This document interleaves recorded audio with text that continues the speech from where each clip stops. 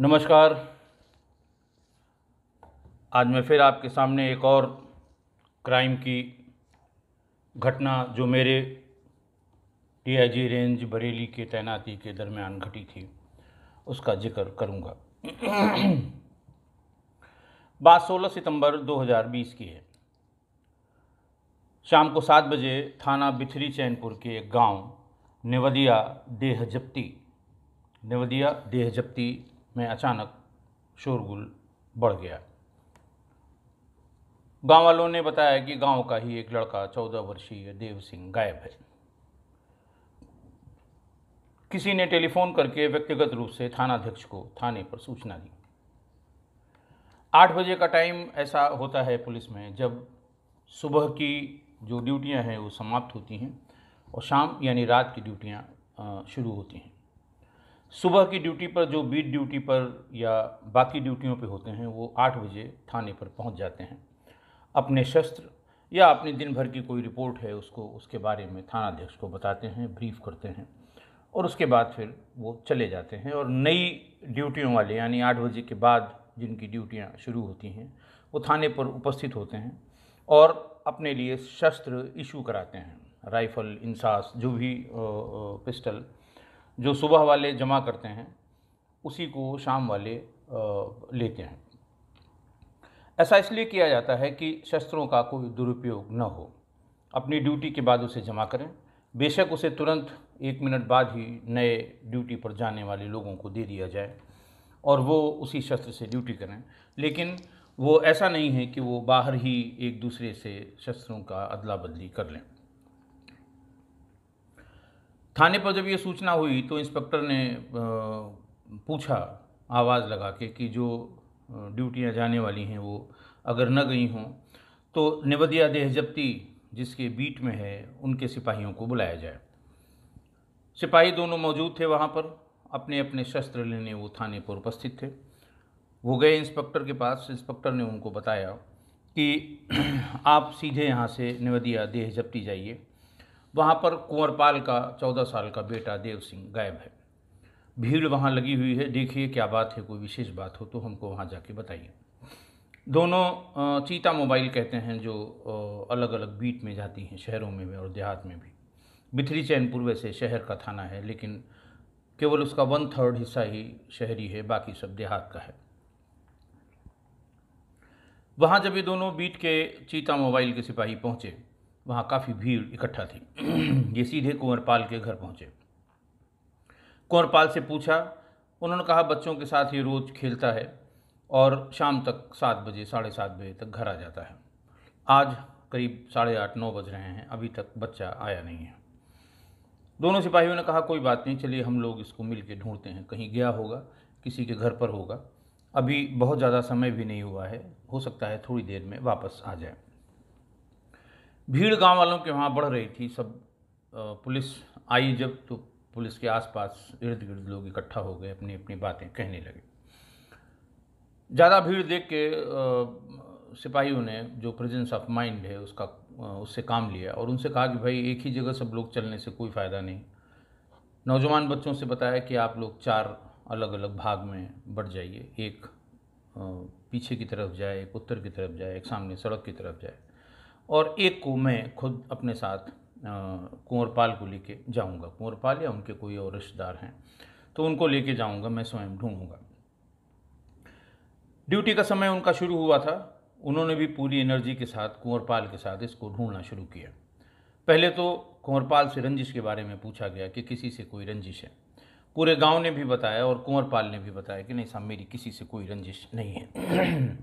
फिर पुलिस जो पूछती है उनसे कि फिर आपको क्या किस तरह की शंका है, क्या लगता है आपको क्या हुआ होगा बच्चे के साथ।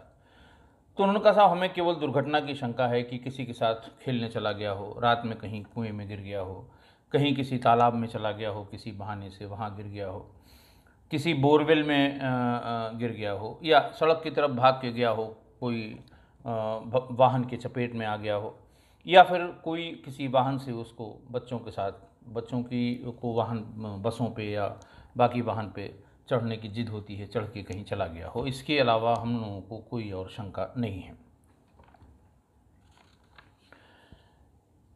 वो उनकी इस बात को देख के बाकी सारी टीमें खेतों में आसपास के उसको ढूंढने लगीं। कुएं, तालाब, जो मैं आपको बहुत बार बता चुका हूँ, गुमशुदा जब कोई बच्चा होता है तो तमाम तरह की अवधारणाएं पुलिस को और पब्लिक को होती हैं कि यहाँ गया होगा, वहाँ गया होगा। सेप्टिक टैंक के लिए लोगों ने वहाँ कहा कि शौचालयों के खुले सेप्टिक टैंक हैं यहाँ पर, तो उसमें भी देख लिया जाए। ये सब देखते देखते सुबह हो गई, भोर होने वाली थी। सारी टीमें वापस आ गईं और सब ने बताया कि साहब सब जगह ढूंढ लिया गया, उसका कहीं पता नहीं लग रहा है। चीता मोबाइल भी धीरे धीरे 7, साढ़े 7 बजे, उसकी ड्यूटी 8 बजे चेंज होती थी। उसने कहा ठीक है, आप लोग प्रयास करिए, मैं भी जाके अपनी ड्यूटी भी चेंज करता हूँ। आने वाले जो 2 सिपाही हैं इस समय की ड्यूटी पे जो आएंगे उनको बताऊँगा और उसके बाद इंस्पेक्टर साहब को बताऊँगा ताकि वो आके खुद भी इसे देख लें। वहाँ जाकर इन दोनों सिपाहियों ने प्रभारी निरीक्षक अशोक कुमार सिंह को बताया। उनसे कहा कि साहब इस तरह से है, पूरी रात सब ने कोशिश की, गांव वालों ने कोशिश की, घर वालों के साथ, बच्चे के पिता के साथ मैं स्वयं गया था, लेकिन कहीं कुछ पता नहीं लग रहा है और कोई अनहोनी की आशंका भी वो लोग नहीं बता रहे हैं। सिर्फ इतना ही बता रहे हैं कि उनको किसी तरह का एक्सीडेंट या कोई उसके साथ दुर्घटना की बात उनकी समझ में आ रही, किसी तरह की कोई रंजिश किसी ने नहीं बताई। इंस्पेक्टर को भी कुछ समझ में आया कि मामला कुछ गड़बड़ है। कल शाम से पूरी रात तक बच्चे अमूमन गांव में शाम को 7 बजे, साढ़े 7 बजे, 8 बजे तक खाना खा लेते हैं और सोने चले जाते हैं। बहुत सुबह 4-5 बजे उठ जाते हैं। बच्चे कभी कभी सुबह इकट्ठा होकर कहीं दौड़ने या खेलने जाते हैं, उसके बाद लौट के आते हैं। स्कूल जाने का टाइम होता है, हालांकि उस समय स्कूल खुले नहीं थे, लॉकडाउन का पीरियड था, फिर भी बच्चे सुबह उठ जाया करते थे। इंस्पेक्टर अपनी पूरी फोर्स के साथ गांव में पहुंचा। गांव में कोहराम मचा हुआ था। देव सिंह का पता नहीं लग रहा था। इंस्पेक्टर को देखते ही लोगों ने फिर घेर लिया। इंस्पेक्टर ने भी उनसे बात करने की कोशिश की, बहुत डिटेल बात की, लेकिन कुछ बात पता लगी नहीं। रिश्तेदारों को बुलाया गया। इनके जितने रिश्तेदार हैं, जो फ़ोन उपलब्ध थे कुंवर पाल के पास, यानी गुमशुदा बच्चे के पिता के पास, उन सब से इंस्पेक्टर ने स्वयं बात की और उनसे कहा कि क्या आपके यहाँ तो बच्चा नहीं गया है। फिर टीमें ये बनाई गई कि यहाँ गांव से होके जो दूर थोड़ा है रास्ते पर कोई 4 पहिया वाहन, 2 पहिया वाहन कभी किसी ने देखा हो, सादे में सिपाहियों को वहाँ लगाया। वहाँ किसी तरह के एक्सीडेंट की सूचना तो नहीं है, ये देखा गया। और फिर आसपास जो छोटे अस्पताल, सरकारी और प्राइवेट नर्सिंग होम हैं, उनमें भी फोर्स को भेज के दिखवाया गया कि कहीं बच्चे को चोट न लग गई हो और वो किसी अस्पताल में भर्ती न हो। घर वालों के बारे में उसको याद ना आ रहा हो या बता ना पा रहा हो, इसलिए यहाँ तक सूचना नहीं आ रही है। सब कुछ करने के बाद शाम तक कुछ नहीं पता लगा। इंस्पेक्टर भी वापस थाने पर लौट गए, लेकिन उनकी समझ में आ गया कि कुछ तो गड़बड़ है। वापस जाते ही उन्होंने गुमशुदगी बच्चे की लिख दी। गुमशुदगी के बारे में भी मैं बहुत बार बता चुका हूँ कि उसकी एक SOP है। बच्चे की फ़ोटो, वो हुलिया जो उस समय वो पहने हुए था, रंग, कद, काठी सब, और अगर कोई स्पेसिफिक मार्क ऑफ आइडेंटिफिकेशन है तो वो भी पेरेंट्स से पूछ के बताया जाता है। उसको तुरंत वायरलेस के ज़रिए पूरे ज़िले में प्रसारित किया जाता है। और एक पिछले 3-4 सालों में जो एक नई SOP इसकी आई है कि उसके फ़ोटोग्राफ को पुलिस के सारे ग्रुप में, स्थानीय पुलिस के सारे ग्रुप, जैसे SOs का अलग ग्रुप है, राजपत्रित अधिकारियों का अलग ग्रुप है और चौकी इंचार्जों का अलग ग्रुप है। अपने अपने चौकी इंचार्ज अपने अपने सिपाहियों को मोबाइल फ़ोन से कनेक्ट रहते हैं, उन्होंने अपना ग्रुप बना रखा है। सभी पर वो फ़ोटो और उसकी हुलिया को प्रसारित किया गया। 17 तारीख के दिन भर भी बच्चे का कुछ पता नहीं लगा। 18 की शाम को फिर इंस्पेक्टर वहाँ पर गए और जिस काम में भेजा गया था, जैसे रिश्तेदारों के यहाँ, उनके टीचर्स जो उनको पढ़ाया करते थे, उनसे ये पूछने के लिए कि किन किन बच्चों से दोस्ती थी। चूँकि स्कूल भी बहुत दिनों से नहीं चल रहे थे, पुलिस प्रयास कर रही थी कि कोई दोस्त या स्कूल का कोई ऐसा वाक़या जिससे हम कुछ कहीं आगे तक बढ़ सकें, उसके बारे में पता लगे, लेकिन कुछ पता नहीं लगा। गुमशुदगी की अपनी SOP वो फॉलो की जाने लगी और घर वालों को बताया जाता रहा कि साहब सभी थानों को बता दिया, सभी सिपाहियों तक फ़ोटो पहुंच गई, अब कल तक हम इसके इश्तहार छपवा लेंगे, सब जगह लगवा देंगे। मतलब जो गुमशुदा है उसके घर वालों को और परिवार वालों को, गांव वालों को भी इस बात के लिए मुतमईन करती रही पुलिस की पुलिस कुछ काम कर रही है, क्योंकि इंस्पेक्टर ये जानते थे कि अब इतने समय बाद कोई दुर्घटना की ही सूचना आएगी, और अगर पुलिस अपने स्तर पर जरा सा भी लापरवाही करती है या ढिलाई करती है तो सारे आरोप पुलिस पर मढ़ दिए जाएंगे। जो होता रहा है कोई नई बात नहीं है। इससे बचने के लिए वो पूरी सावधानी से छोटी छोटी बातें भी गांव को और गुमशुदा के बाप को, घर वालों को कम्युनिकेट करता रहा। मैंने बताया 17 की पूरा दिन हो गया लेकिन कुछ पता नहीं लगा। 18 तारीख को उन्होंने अपने सर्किल ऑफिसर से बात की। उन्होंने कहा साहब आसपास के थानों की भी कुछ फोर्स दे दी जाए ताकि इस पूरे गांव में खूब अच्छे से फोर्स लगी रहे। किसी को कुछ अगर बताना हो, किसी के घर में हो, किसी ने किसी वजह से उसको छिपा रखा हो तो पता लग जाए, वरना अब तो सूचना कोई बुरी ही आने वाली होगी। सर्किल ऑफिसर ने भी आसपास के थानों से 10 और सिपाही इनको दे दिए। अपने थाने के पूरे सिपाही, बाकी 10 सिपाही आसपास के गांव में उनको बना के 3-3, 4-4 की टोली बना के आसपास के गांव में अगर किसी ने उस बच्चे को किसी भी हालत में कहीं देखा हो तो उसकी सूचना कलेक्ट करने के लिए इन लोगों को लगाया गया। 17 की पूरी रात बीत गई, बच्चे का कुछ पता नहीं लगा। अब गांव वालों में भी घबराहट। इसके अब गुमशुदा के पिता भी घबरा रहा था, उसके घर वाले भी घबरा रहे थे कि आखिर अब क्या होगा। काफ़ी टाइम हो गया। 16 तारीख की शाम को 7, साढ़े 7 बजे से गायब होना, 17 पूरी निकल गई, 18 की दोपहर होने को आई थी। बच्चे का कुछ पता नहीं लगा। लगभग सारे खेत आसपास के गांव वालों ने भी और पुलिस ने भी अच्छी तरह से छान लिए थे और देख लिया था कि वहाँ कहीं बच्चा किसी भी हालत में पड़ा न हो।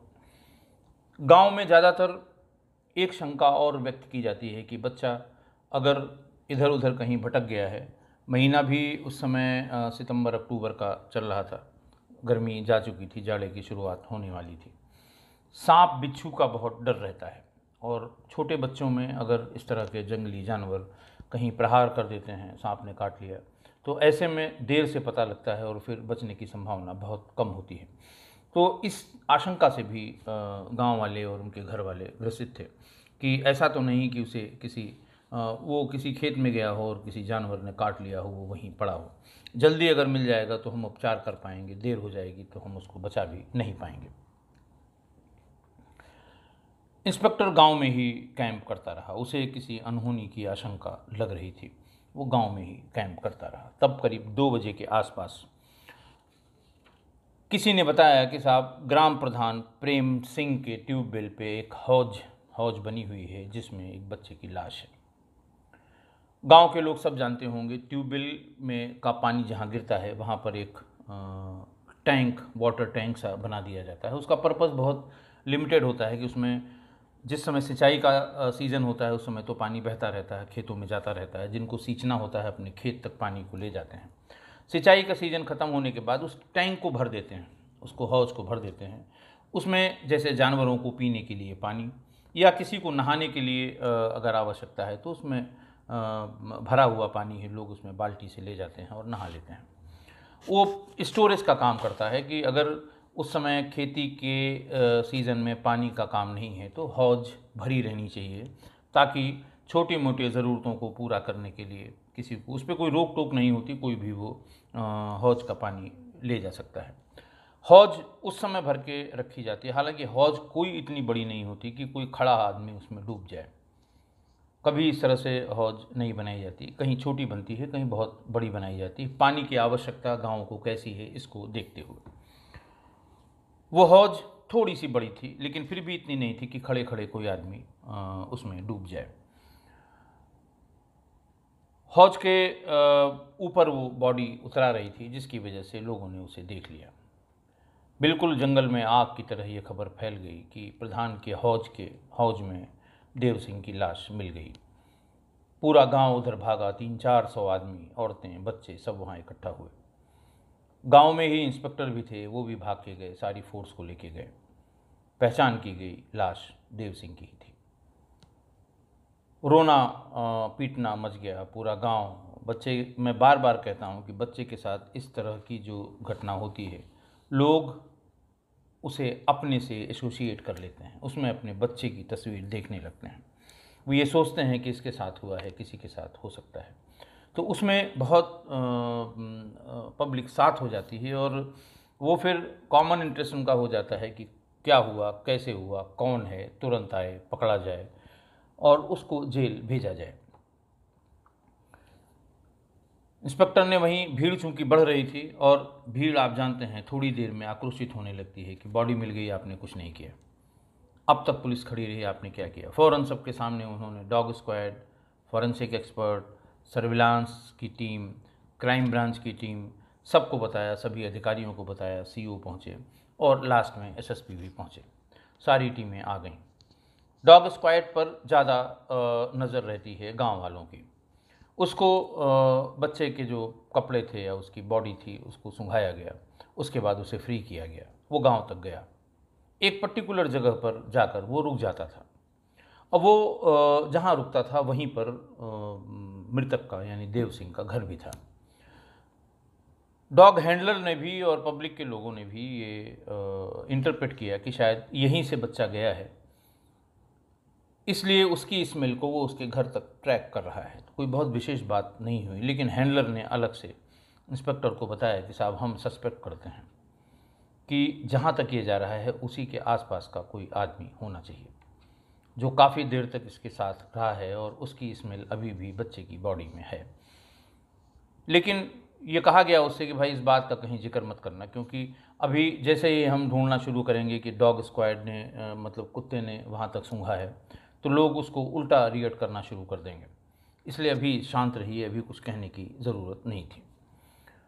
उस समय जब बॉडी पानी में से निकाली गई तो लोगों में ये चर्चा हुई कि पानी थोड़ा ज़्यादा था, ये बच्चा था रात में किसी पानी पीने के लिए या किसी काम के लिए वहाँ गया होगा और शायद फिसल के गिर गया, और फिसल के गिरने से वो खड़ा नहीं हो पाया। ज़्यादातर जब ये हौज होती हैं तो हौज में पानी चूँकि 24 घंटे भरते हैं, जो जिसका भी वो ट्यूबवेल होता है, तो नीचे की तरफ तलहटी में, हौज की तलहटी में फिसलन होती है, काई जिसको कहते हैं, एल्गल फॉर्मेशंस बन जाते हैं।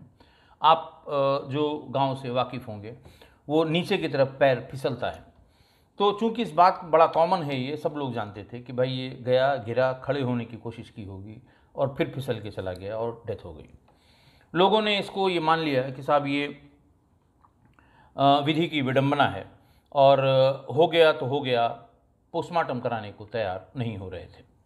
पुलिस ने उनको परसू किया, इंस्पेक्टर ने परसू किया कि साहब पोस्टमार्टम सबके हित में है और हम सही सही पता लगा पाएंगे कि इसके डूबने से मौत हुई है या इसके साथ कोई दुर्घटना हुई है। गांव मानने को तैयार नहीं था। उनका साहब गया, भीतर गिरा होगा, खड़ा होने की कोशिश की होगी, नीचे काई बहुत है, फिसल गया होगा और इसकी मृत्यु हो गई। बच्चा तो बच्चा ही है। फिर भी काफ़ी समझाने बुझाने के बाद लोग उसका पोस्टमार्टम कराने को राजी हो गए। पंचायतनामा किया गया, पोस्टमार्टम के लिए भेज दिया गया। रात तक पोस्टमार्टम रिपोर्ट भी आ गई। पोस्टमार्टम रिपोर्ट में cause of death due to strangulation पाया गया। जैसे ही उसमें cause of death due to strangulation आया, वैसे ही पुलिस ने फ़ौरन मर्डर का मुकदमा देव सिंह के पिता कुंवरपाल की तहरीर पर लिख दिया। क्राइम नंबर था 540/20, धारा थी 302, 201 आईपीसी, थाना बिथरी, चैनपुर। गंभीर बात थी। जैसे ही पोस्टमार्टम रिपोर्ट का गांव को पता लगा, वैसे ही बिल्कुल सन्नाटा हो गया। कभी कभी गांव में ये समझ आ जाती है कि अरे इसकी तो हत्या की गई है, अब पुलिस किसी को भी उठा सकती है। बिल्कुल सन्नाटा हो गया। जो लोग भीड़ भाड़ लगाए हुए उसके घर के बाहर सांत्वना देने के लिए पुलिस को देख के लोग इकट्ठा हो रहे थे, सब अपने अपने घरों में चले गए। सबको ये शंका रहती है कि पता नहीं पुलिस किसको उठा ले जाए, किसके ऊपर कहने लगे कि तुमने मारा है। तो इसलिए लोग उस स्थिति को अवॉइड करने के लिए अपने अपने घरों में चले गए। सर्विलांस का काम शुरू हुआ। जब एक बार ये इस्टेब्लिश हो गया कि ये हत्या है, तो सर्विलांस का काम शुरू हुआ। बीटीएस उठाए गए, डंप डाटा उठाया गया और कितनी कॉल आई, कितनी कॉल गई, ये सब देखना शुरू किया गया। अब भी कुंवरपाल ये मानने को तैयार नहीं था कि उसकी किसी से दुश्मनी है और कोई उसके बच्चे की हत्या कर सकता है। तब इंस्पेक्टर ने फिर से एक बार डॉग हैंडलर को बुलाया और डॉग हैंडलर से कहा कि अब तुम बताओ तुम्हारा क्या इंटरप्रिटेशन है। तो उसने कहा साहब ये जहाँ तक कुत्ता जा रहा है उसके दोनों तरफ, एक तरफ मृतक का मकान है और दूसरी तरफ 3-4 मकान है। स्मेल वहाँ तक जा रही है, इसका मतलब कि इन्हीं 3-4 मकानों में से कोई एक व्यक्ति होना चाहिए जो वहाँ जाकर उसको वहाँ पर उसकी हत्या करके या उसे वहाँ डालकर वापस आया है। क्योंकि जाने का ट्रेल वो नहीं करेगा, वापस आने का ट्रेल करेगा। लास्ट स्मेल से वो ढूंढता है डॉग और वहाँ तक पहुँचता है। बात कुछ कुछ समझ में आ रही थी। अब ये हुआ कि पता कैसे लगे वहाँ, तो ये समझ में आया कि पहले तो ये पता किया जाए कि ये किन किन बच्चों के साथ खेलता था या किन किन बच्चों से इसकी बहुत दोस्ती थी। ये जब ढूंढा गया तो उसमें पता लगा कि गांव के 2 बच्चे दीपक और सुधांशु ये उसके बहुत अच्छे मित्र थे और हर दिन लगभग या तो ये उनको बुला के लाता था या उसको मृतक को बुलाने ये दोनों आते थे और खेलते थे। शाम को अपने अपने घर चले जाते थे। ये तय किया गया कि इन बच्चों को वर्दीधारी पुलिस से पूछताछ नहीं कराई जाएगी। सादे में लोग जाएं, गांव में ही किसी के यहाँ बुला के बहुत प्यार से इनसे पूछें, अपने साथ चॉकलेट टॉफ़ी भी ले जाएं ताकि बच्चे को ये डर न लगे कि हम कुछ नहीं बताएंगे, हम कुछ बताएंगे तो हम फंसेंगे। ऐसा ही किया गया। उन दोनों बच्चों को अलग अलग बुला के गाँव में ही पूछताछ की गई। पहले तो बेचारे डर से गए, सहम से गए, पता तो लग ही जाता है कि ये पुलिस वाले अंकल हैं। लेकिन थोड़ी देर बाद उन्होंने बताना शुरू किया कि हम लोग रोज़ खेलने जाते हैं। पूछा गया क्या खेलते हो? उन्होंने कहा साहब वो इक्खट दुक्खट खेलते हैं और ज़्यादातर वो 7 गोटियाँ रख के उसको बॉल तो नहीं थी वहाँ, ट्यूब के छोटे छोटे पीसेस काट के रबर बैंड जैसा उसको किसी गिट्टी के ऊपर लगा के बॉल बना लेते हैं और उससे वो 7 गिट्टियाँ रख के उसको फोड़ने का काम, और उसमें उनको मज़ा आता है। या कंचे, सब बताया गया धीरे धीरे घटना के बारे में। तो उस दिन के लिए उन्होंने बताया कि साहब दीपक ने बताया कि मैं, सुधांशु और देव सिंह तीनों लोग हम लोग गए थे प्रधान जी के ट्यूबवेल के पास। वहीं खेले हम लोग, वहीं पानी पिए। शाम होने लगी तो हम दोनों लोग चल दिए और जब हम चले तो हमने उसको आवाज़ लगाई। उसने कहा तुम लोग चलो हम आते हैं। वहाँ वो बैठ के शिशुपाल चाचा से बात कर रहा था।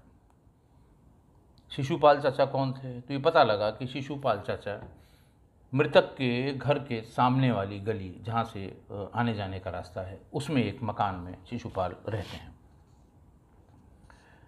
वहाँ पर उपस्थित ये लोगों को कहा गया कि ये बात बिल्कुल आउट नहीं होनी चाहिए कि बच्चों ने शिशुपाल का नाम बताया है, क्योंकि अगर ऐसा बताएंगे तो फिर बच्चों के लिए परेशानी का सबब हो सकता है। पुलिस ने जैसे ही आसपास पता करना शुरू किया तो पता लगा घटना के दिन से ही शिशुपाल घर पे नहीं है। पूरे गांव का कोई न कोई व्यक्ति कुंवरपाल के यहाँ उसके बच्चे के गायब होने की संवेदना में जाता रहा, लेकिन शिशुपाल के यहाँ से कोई भी कुंवरपाल के यहाँ नहीं गया। बात अब बिल्कुल समझ में आ रही थी कि बात क्या होगी। तब डॉग हैंडलर की बात समझ में आ रही थी कि कुत्ता वहाँ तक क्यों गया था।